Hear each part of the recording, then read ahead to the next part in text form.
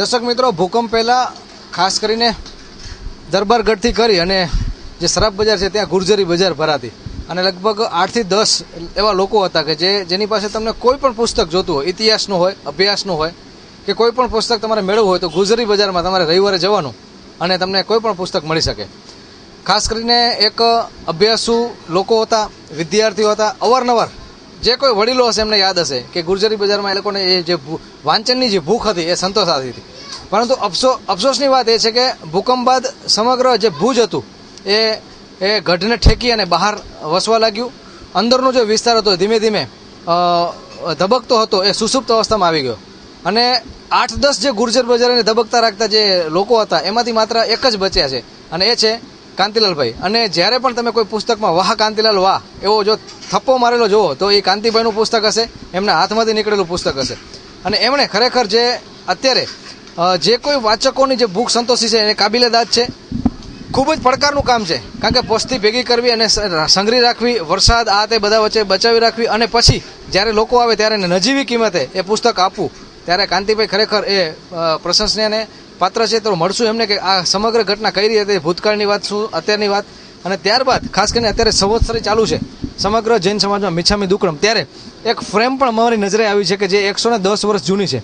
તો ભરતકામમાં જે મહાવીર સ્વામીને જે 14 જે સ્વપ્નો આવ્યા હતા એ આ ફ્રેમ પણ અહીં તમે જોઈ શકો છો.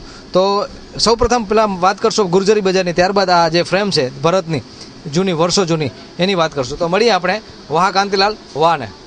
કાંતિભાઈ, વાત કરીએ આપણે ગુર્જરી બજારની જે ભૂતકાળ આજથી 10 વર્ષ પહેલા એ બજાર કઈ રીતે ભરાતી અને લોકોનો ખાસ કરીને કેટલો એ આગળ શરાબ બજારની અંદર ગુજરી ભરાતી બજાર અને ત્યાં કને પહેલાં ઘણા બધા વેપારીઓ હતા, ત્યાં કને પુસ્તકો પણ મળતા.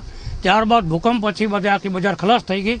તેના પછી બધે ધંધો મૂકી દીધો. એક ઊંઘ બાકી છે અહીં કાને અને અહીંયા સારામાં સારું પુસ્તકોનું વેચાણ ચાલુ છે. તમારું પૂરું નામ અને અત્યારે જે તમારી આ નાનકડી જે ગુર્જરી છે એ કઈ જગ્યાએ આવેલી? મહેતા કાંતિલાલ શંભુલાલ. અત્યારે ગુજરી બજાર છે જે નાગર ચકલા ટાંગા સ્ટેન્ડ અને સોઢા શેરીમાં આવેલી છે. અત્યારે તમારી નાની દુકાન છે પરંતુ હવે તમે બજાર ભરો છો ગુર્જરીમાં. રવિવારે કઈ જગ્યાએ બેસો? રવિવારના પેલા જૈન દેરાસરની તપગત જૈન સંઘના દેરાસરની પાછળ બેસતા, પણ હમણાં અહીં દુકાનમાં તો ચાલુ રાખેલું છે અને અહીં કાને પણ ઘરાક એટલા પૂછા કરતા આવે છે ને પુસ્તકો પણ જૂના લઈ જાય છે. કાંતિલાલભાઈ, વાત કરીએ આપણે અભ્યાસના પુસ્તકો, જે ગરીબ વિદ્યાર્થી જે કદાચ ન ખરીદી શકે તો એને કઈ રીતે ઉપયોગી થાય છે. બીજા ઇતિહાસની વાત કરીએ તો જે જૂના પુસ્તકો આજે મળવા મુશ્કેલ છે, કોઈ પણ આપણે જે દુકાનની જે પુસ્તકનું ત્યાં પણ ન મળે, તો એ કઈ રીતે તમે સાચવી શકો? એટલે એ પુસ્તકો હું ભેગા કરીને રાખું છું. કોઈ નબળો વિદ્યાર્થી એવો આવે તો એમ લાગે કે આ વિદ્યાર્થી નથી ખર્ચી શકે એમ, તો એના યથાશક્તિ પ્રમાણે હું પૈસા લઉં છું. દાખલા તરીકે આ લોકો અડધી કિંમતમાં વેચે છે તો અહીંયાથી 15 થી 20% પુસ્તકો આપું છું એ લોકોને, જેની અંદર એ લોકોને કાંઈ પણ વાંચન મળી શકે છે. અને જે જૂના પુસ્તકો છે એ પણ મારા કને ઓછા ભાવે મળે છે, જેને લીધે ગ્રાહક આકર્ષાઈને પણ અહીંયા આવે છે. કયા પ્રકારના પુસ્તકો ખાસ કરીને તમે રાખો છો?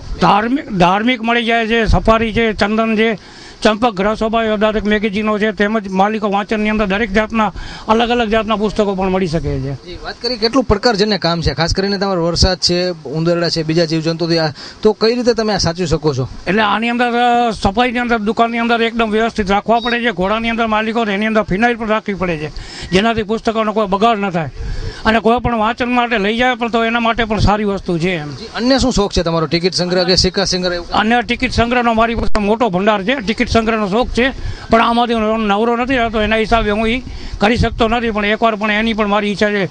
બહુ ઘણો જબરદસ્ત છે મારી પાસે ટિકિટનો સંગ્રહ. વાત કરીએ હવે અત્યારે ફ્રેમની, જે તમે કહો છો 110 વર્ષ જૂની, એ તમારી પાસે કેવી રીતના આવી અને ખાસ કરીને એનું શું મહત્વ છે? 1 મિનિટ હું તમને આપું છું. કાંતિભાઈ, આ જે ફ્રેમ છે તમારી પાસે એમાં શું દર્શાવવામાં આવ્યું છે ખાસ કરીને અને કેટલા વર્ષ જૂની છે? આની આશરે કદાચ આ વર્તમાન કિંમત કેટલી ગણી શકે? આ પ્રમાણે આ ઘણી બધી જૂની ફ્રેમ છે, 110 વર્ષ જૂના છે. મહાવીર સ્વામી ભગવાનની માતા ત્રિશલાને 14 સપના આવેલા હતા. આ 14 સપનાનો ફળ જ્યારે બ્રાહ્મણો સારા બ્રાહ્મણોને બોલાવીને પૂછે છે ત્યારે કહે છે કે દુનિયામાં કે એક વીર પુરુષ જન્મવાનો છે અને આનાથી મોટા કોઈ પણ વીર પુરુષ નહીં હોય. તેના પછી બધું ફળ એમને સમજાવે છે બ્રાહ્મણ. તેના પછી આ મહાવીર સ્વામી ભગવાનનો જન્મ થાય છે અને આજ પણ તે વીર પુરુષ તરીકે પ્રખ્યાત છે.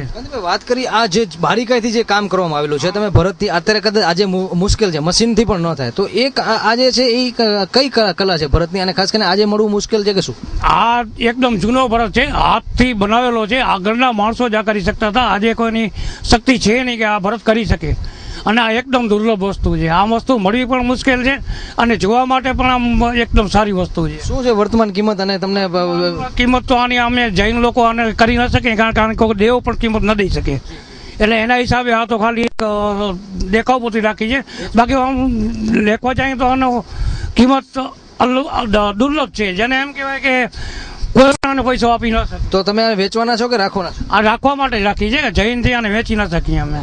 ખાસ કરીને દર્શક મિત્રો, જ્યારે એક લગ્ન હોય, કોઈ પણ જે વસ્તુ તમારે એક સંગ્રહ કરવાનું જે એક તમારે એક જ્યારે જનૂન હોય, ત્યારે તમારે એ ખરેખર એ લાંબે ગાળે તમારું એક નામ રહી જતું હશે. અને ઘણા લોકો આવી અને જતા પણ રહ્યા, પરંતુ આજે વાહ કાંતિલાલ વાહ, અને એમ કહેવાય છે કે એ ઘણા પુસ્તકો તમારા હાથમાં આવતા હશે, ત્યારે એ કાંતિભાઈના હાથમાંથી ગયેલું પુસ્તક હશે. અને આજે પણ એ પોતાની જે લગ્ન છે ટકાવી રાખી છે, કાબિલેદાદ છે. અને ખાસ કરીને ગરીબ વર્ગો છે, મધ્યમ વર્ગ છે, અને ખાસ કરીને ઘણી એવી નોટબુક પણ તમે જોઈ શકો છો કે બજારમાં ખૂબ જ મોંઘી મળતી હોય છે. તો એવી ડિફેક્ટિવ કદાચ કંઈક હોય તો એ પુસ્તક પણ તમે મેળવી શકો છો, જૂના પુસ્તકો પણ મેળવી શકો છો, અને એ પણ નજીવી કિંમતે.